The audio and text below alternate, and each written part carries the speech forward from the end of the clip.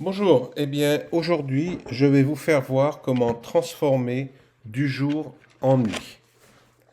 Pour ça, nous allons ouvrir la photo que je vous ai donnée dans votre dossier qui s'appelle rue de Saint-Malo. Voilà, comme d'habitude, avant de faire quoi que ce soit, on va la dupliquer. Et maintenant, ce que nous allons faire, nous allons aller à correspondance de couleurs. Ces petites choses-là. Donc, vous allez le trouver, si vous ne le voyez pas immédiatement, vous allez le trouver ici. Et vous allez aller sur cette fiche ici. Et vous voyez que vous avez plusieurs chargements. Je vais aller sur celui qui s'appelle Night from Day, de la nuit du jour. Et voilà, donc vous voyez déjà, il nous met une couleur bleuish qui va nous aider. Et il me reste encore à faire quelques ajustements. Donc je vais partir encore dans mes réglages et je vais aller sur courbe. Courbe, je vais rajouter du noir en tirant légèrement de ce côté-là et je vais rajouter un peu de blanc en partant de l'autre côté. Voilà. Peut-être un petit peu beaucoup de noir là. Donc à partir de là, maintenant, je vais retourner encore une fois sur la petite chose là, sur l'espèce de cercle qui ressemble à du yin-yang, et je vais aller sur courbe de transfert de dégradé. Et là, vous voyez, d'un seul coup, c'est devenu assez foncé, même noir, mais ce qu'on va faire avec celui-ci, on va le réduire d'au moins 50%. Voilà. Donc ça nous a donné déjà plus de couleurs noirâtres. Et maintenant, je vais pouvoir continuer. Je peux même le diminuer dans le cas de ma photo un petit peu plus. Ouais, encore un peu. Ça dépend des ordinateurs, ça dépend des écrans que vous avez, hein. Donc voilà. À partir de là, je vais maintenant recopier mon arrière-plan. Je vais encore en faire une copie. Et cette copie-là, je vais la passer tout à fait au-dessus de tout ce que j'ai déjà fait. Et je vais maintenant rajouter un filtre photo. Alors, le filtre photo, c'est celui-ci. Et il vous donne, vous voyez déjà des couleurs prédéfinies. Vous en avez plusieurs, différents filtres de couleurs. Ici, c'est des couleurs chaudes. Donc, on va pouvoir prendre, je pense que le premier filtre est pas mal. Et surtout, je vais augmenter la densité du filtre. On peut même lui donner tout cela. Et surtout, je vais changer ça pour qu'il aille uniquement vers le bas. Maintenant, je vais créer un masque de fusion pour la photo qui est là. Mais je ne veux pas un masque de fusion blanc, je veux un masque de fusion noir. Donc je vais faire CTRL-I ou je vais faire commande I sur un Mac. Et là, vous voyez, ça m'a rendu ma photo de nuit immédiatement. Donc, ce que je vais faire maintenant, je vais me servir du pinceau. Je vais aller chercher un pinceau noir, blanc, pardon, puisque j'ai un filtre noir là. Le pinceau blanc va pouvoir me permettre de changer. Attendez, je me remets à la taille qu'il faut parce que je ne voyais pas tous mes outils. Voilà, donc avec le pinceau blanc, je vais pouvoir impacter mon masque de fusion noir. Alors, ce que je vais faire maintenant, je vais commencer à créer de la lumière. Pour ça, je vais changer l'opacité de mon pinceau pour le moment. Je vais le mettre à environ 50% et je vais augmenter sa taille car je vais aller dans la lampe ici. Et vous voyez que je suis en train de créer de la lumière à l'intérieur de la lampe. On pourra peaufiner ça, je vais rajouter un petit peu d'épaisseur. Là, j'ai une autre lampe, donc encore une fois, j'adapte la taille de mon pinceau à la lampe. Et voilà. Maintenant, ces lumières-là vont me créer une lumière sur le sol. Pour ça, j'ai vraiment besoin d'un très gros pinceau et j'ai besoin d'une opacité moindre. Je peux repasser plusieurs fois, hein. Je vais commencer avec 33% d'opacité, voir ce que ça donne. Voilà. Et là-bas, je réduis encore mon pinceau pour s'adapter tout à fait là-bas. Voilà. Voilà, je reviens plus gros. Bien entendu, la lumière viendrait un peu derrière, comme ça. Et passerait un tout petit peu comme ça sur les chaises. Alors maintenant que j'ai mis un peu de lumière comme ça, je vais créer quand même, je vais repasser en noir pour corriger un tout petit peu ici parce que j'ai pas assez d'arrondi pour les zones. Voilà. Voilà, pour les zones de lumière. Et je vais rediminuer encore plus maintenant l'intensité de mon pinceau pour la lumière qui serait projetée de l'autre côté de la rue un petit peu. Donc je repasse en noir, en blanc, pardon, et je remets un pinceau assez grand, juste pour illuminer un tout petit peu cette partie-là de la rue. Voilà. Ok, donc là, on n'est pas trop mal. Et maintenant, je vais aller m'occuper des différentes fenêtres qu'il y a. Donc je ne vais pas toutes les allumer, les fenêtres, mais je vais en allumer certaines. Alors, pour commencer, ici, sur le mur, bien entendu, il y a de la lumière qui est projetée par ce lampadaire. Donc il faut la mettre. Ici, il n'y en a pas trop parce qu'évidemment, il y a l'auvent qui empêche la lumière de passer derrière. Mais par contre, il y a les fenêtres de bistrot ici que j'ai envie d'allumer. Donc, pour faire ça, je vais adapter ma taille de pinceau, un pinceau flou bien entendu, et je vais redonner beaucoup plus d'opacité, quitte à repasser plusieurs fois. Et voilà, je mets de la lumière dans le bistrot. Voilà, c'est pas trop mal. Après ça, il me reste à choisir quelle autre fenêtre pourrait être allumée. Bon, ben, je pourrais allumer celle-ci par exemple. Là, mon pinceau est un peu trop gros, donc je reviens en arrière. C'est toute une histoire d'essayer et de voir, hein. Voilà. Alors bien entendu, il y a un peu de lumière qui va se projeter ici, mais moins forte que ce qui sort de la fenêtre. Donc je vais encore une fois réduire mon pinceau, le rendre un tout petit peu plus gros. Voilà. Et j'ai envie d'allumer les lumières qui sont ici, les fenêtres qui sont ici. Donc je réduis un petit peu la taille de mon pinceau.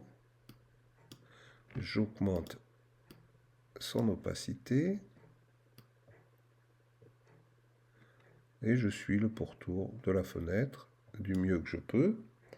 Je vais aussi mettre de la lumière dans cette fenêtre.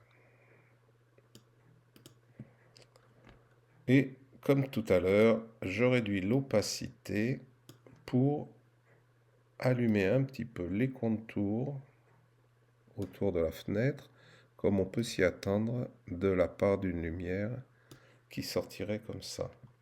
Alors, qu'est-ce qu'il me reste encore? Ben, il me reste la boutique au fond.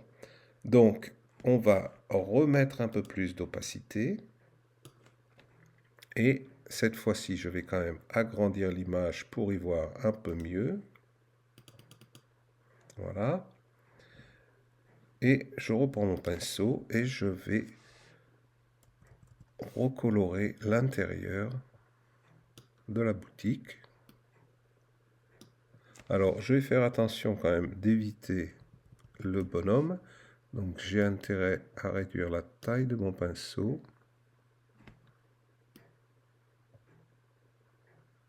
Alors, il en prend un petit peu de lumière dans la figure quand même, il est juste en face.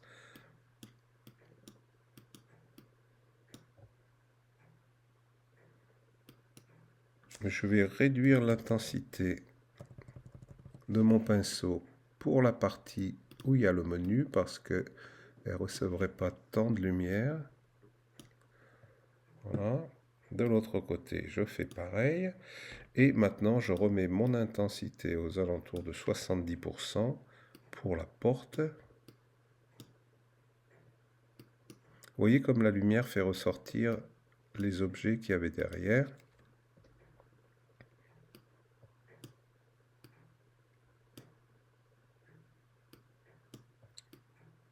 Voilà. Ok. Donc là, on n'est pas trop mal. Et je vais décider de remettre de la lumière dans celui-là. Ici, on voit bien qu'il y a une planche qui bloque la fenêtre, donc il ne pourrait pas y avoir de lumière. Donc je augmente la taille de mon pinceau un petit peu.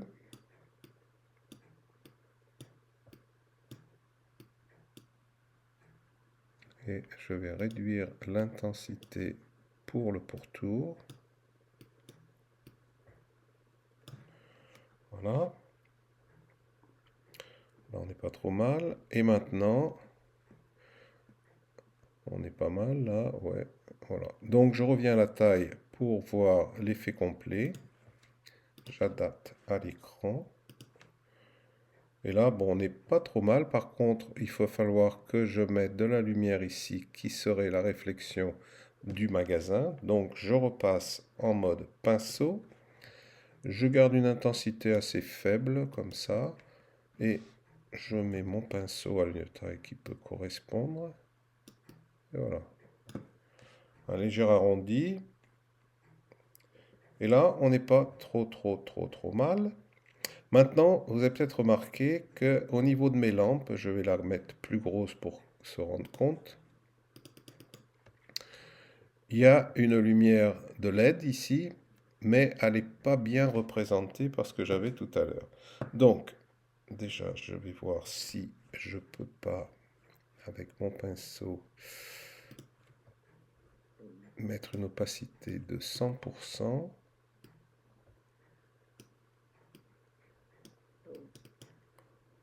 Voilà, ça c'est juste la préparation. Mais maintenant, ce que je vais faire, je vais créer un nouveau calque. Un nouveau calque qui va aller au-dessus de tout, comme ça. Et qui va se diriger, vous voyez, vers le bas. La petite flèche j'écrète vers le masque du dessous. Et maintenant, je vais aller chercher mon pinceau. Je vais changer la couleur. Je vais prendre une couleur orangée, mais un orangé plus blanc. Alors ça, c'est au coup d'œil, hein. Je vais réduire la taille de mon pinceau et je vais choisir comme option lumière tamisée pour commencer. On va voir si ça marche.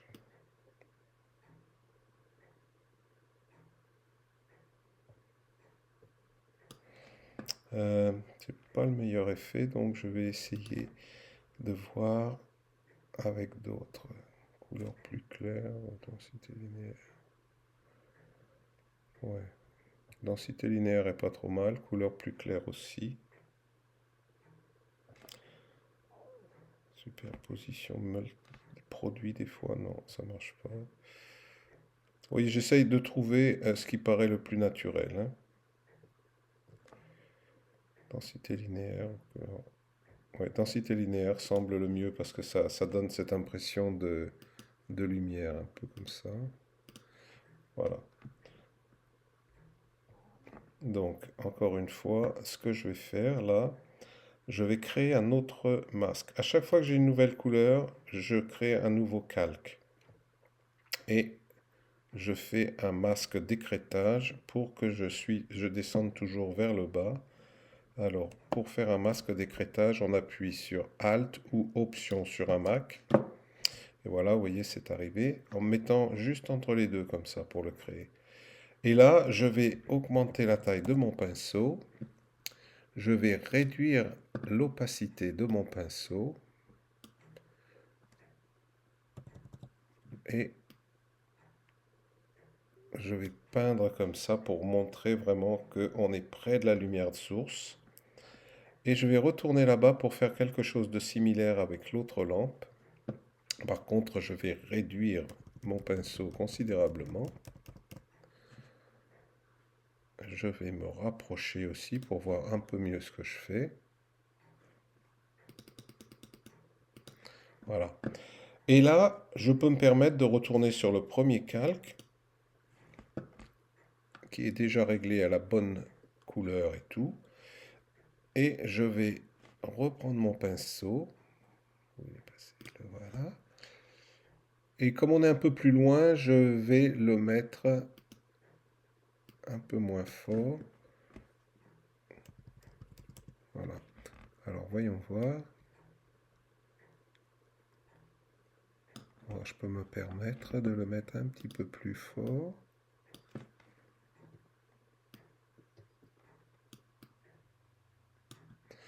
Voilà. Et comme tout à l'heure, maintenant je repasse sur le calque du haut. Je vais augmenter la taille du pinceau. Je vais rediminuer l'intensité. Et je vais redonner un petit peu plus de vie à l'intérieur de tout ça. Voilà. Alors, reprenons l'ensemble. Et voilà, donc je commence à avoir une scène de rue qui est pas trop mal. J'ai envie de rajouter un petit peu plus de luminosité sur tout ça, donc tout en conservant encore la même couleur, je vais encore rajouter un masque. Je vous rappelle, pour le masque d'écrêtage, on appuie sur Alt ou Option et on passe jusqu'à ce qu'on voit cette petite flèche noire. On appuie et voilà, le calque va influencer seulement les calques du dessous là. Et je vais cette fois-ci aller chercher encore mon pinceau, mais avec une très grosse taille. Et je vais repasser comme ça. Je vais rediminuer l'intensité encore plus pour donner un petit coup sur le bâtiment d'en face. Et voilà, je crois qu'on a un résultat là qui n'est pas trop mal.